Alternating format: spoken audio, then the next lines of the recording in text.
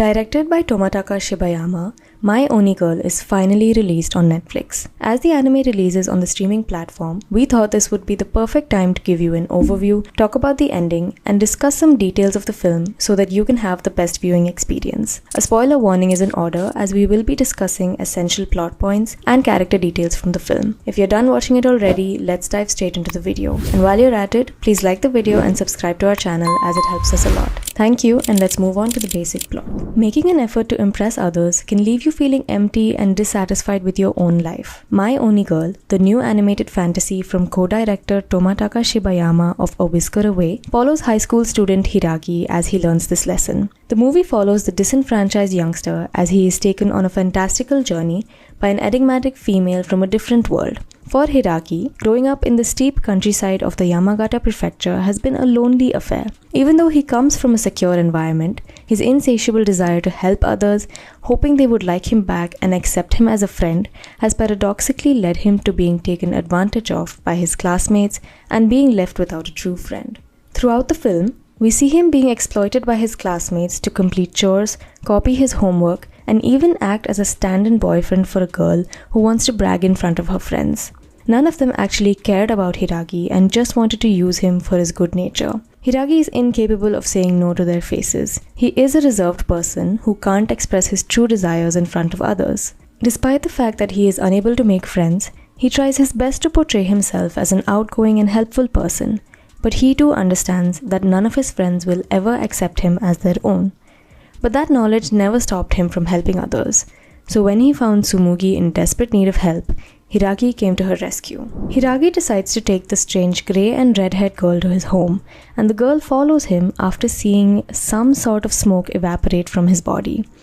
After dinner, Hiragi got attacked by a strange creature that tried to eat him up, but Tsumugi helped him out in that dire state. The creature can be described as a derivative of the Kaonashi from Hayao Miyazaki's film Spirited Away. This film has countless references to other popular anime, especially Ghibli films and Shinkai movies. The real-life locations and aesthetics bear a resemblance to Makoto Shinkai's world building, whereas the spiritual and fantastical elements are inspired by the Ghibli films. The protagonists are even seen taking an elaborate snack break, much like what we see in those films. Anyway, after running from their home, Tsumugi reveals that she is an actual Oni who also happens to have a horn on her forehead. Though at first Hiragi lost his cool and almost got scared, soon he tried his best to suppress that emotion as well. But Tsumugi found out what he was trying to do. She reveals that the smoke emitting from his body is actually the materialization of his suppressed emotions. Much like boiling water, the emotions in this universe start evaporating once a person tries their best to internalize their suffering. This phenomenon works as a safety valve to keep the person alive and is considered to be one of the earlier steps of turning into an Oni. However, the materialized sadness seems to be attracting the violent beast that feeds on these bubbled up emotions. Tsumugi then reveals that she has left her hidden town on the other side of the mountain to look for her mother. Hiragi agrees to go to the high shrine with Tsumugi and help her find her mother, who left their village when Tsumugi was just 3 years old. However, he soon finds out that they are being chased by a snow god that resembles a serpent, and that he is bringing with him a frigid cold front that might bring snowfall even in the middle of summer. In Japanese mythology, Oni are depicted as large, powerful monsters that project an immense force of negativity. They may in some cases be as tall as a house.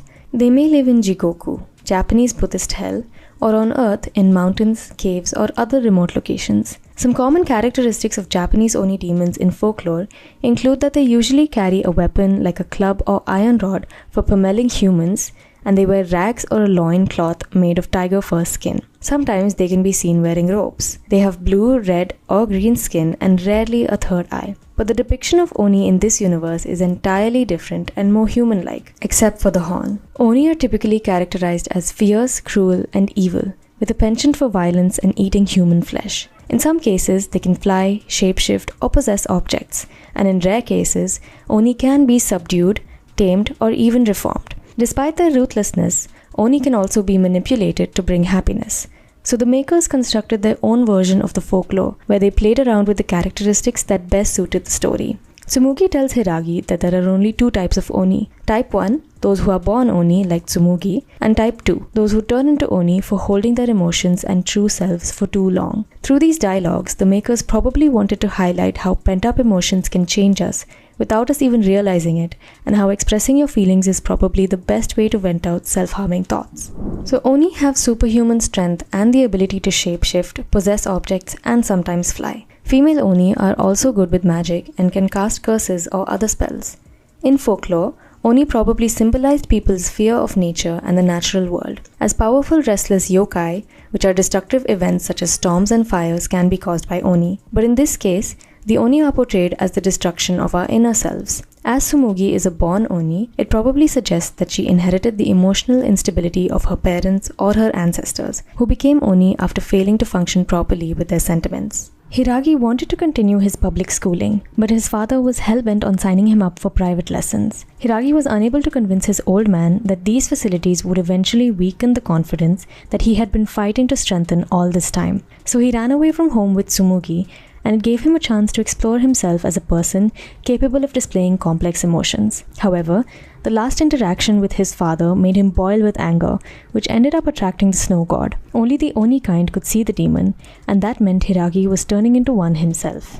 En route to the high shrine, the duo hitchhiked with traveling siblings Ryuji and Mio. They decided to help them set up their festival shop, but ended up mending their differences. The siblings were unable to express their true feelings to one another, and Tsumugi and Hiragi helped them have a proper discussion for the first time in a while. However, Tsumugi got attacked by multiple snow gods, and in order to lure them away from Hiragi, she became a decoy but ended up hurting herself. Later, they got help from the proprietors of the Hot Springs Inn. In order to occupy the room until Tsumugi gets better, Hiragi starts helping the couple with the chores of the popular inn, and Tsumugi keeps on having dreams about her mother abandoning her.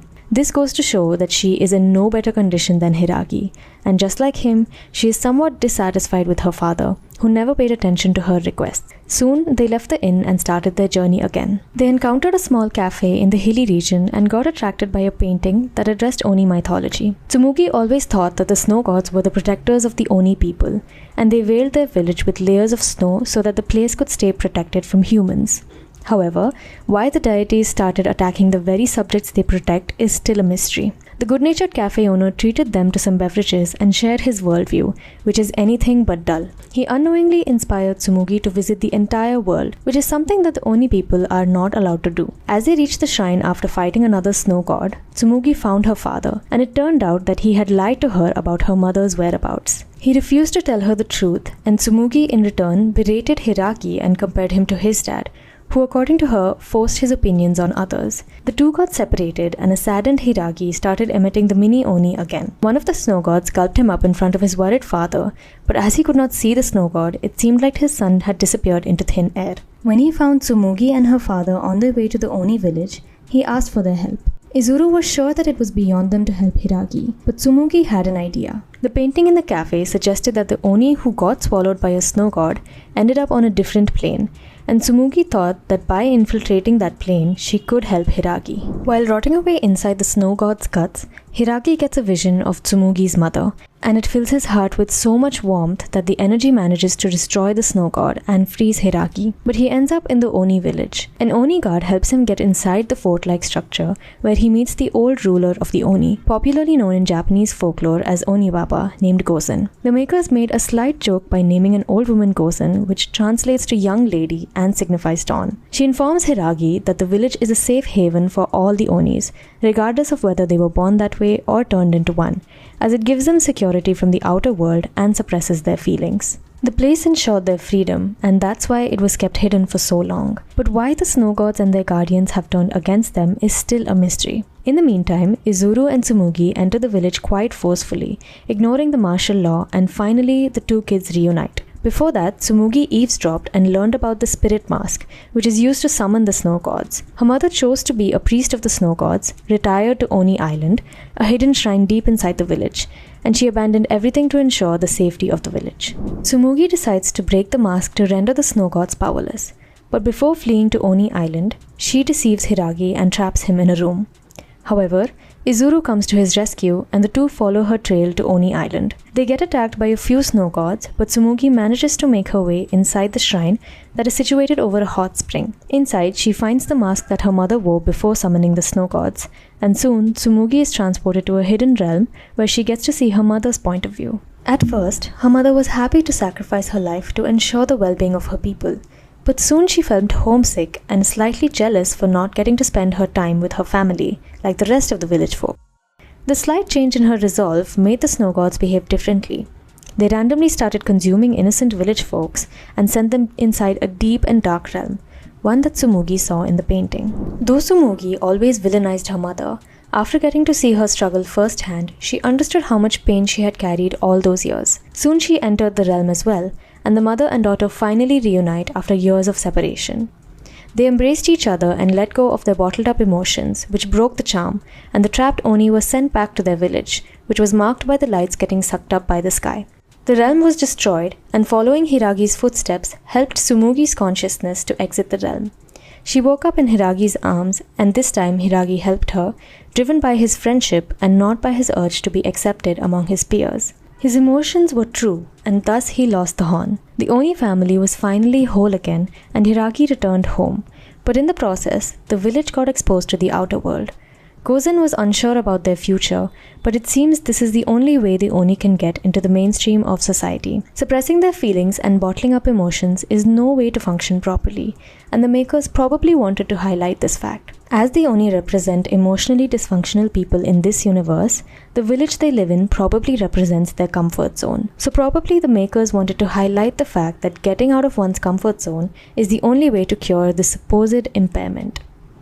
After coming out of the village, Hiragi reunites with his father. We can assume that they have successfully mended their differences, as we see Hiragi going to his school in a flash-forward scene. He gives his word to Tsumugi that he will have a proper conversation with his father, and it seems he has successfully kept his promise.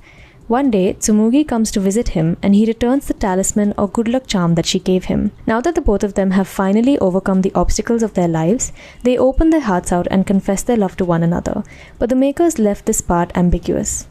The mask that Tsumugi's mother wore probably represents the hypothetical mask introverted people wear to socialize. In the end, we see it disappearing as the Oni no longer needed to keep themselves safe. But also in the end, we still find the horn on Tsumugi's forehead, which might suggest that the Oni cannot return to mainstream society as long as humans don't accept them wholeheartedly. It is not only the introverted people's responsibility to be outgoing, but also our society needs to open up its arms and accept them in order to evolve and become a truly functioning collective. Each individual should act for the benefit of the group, and the group should act for the benefit of each individual. So basically, one for all and all for one should be the mantra. So thank you for watching this video, and do share your thoughts in the comment section about your experience watching My Oni Girl on Netflix. Hit the like button and subscribe to our channel to get your weekly dose of cinema and series. See you in the next one, and for the time being, we're signing off. Bye!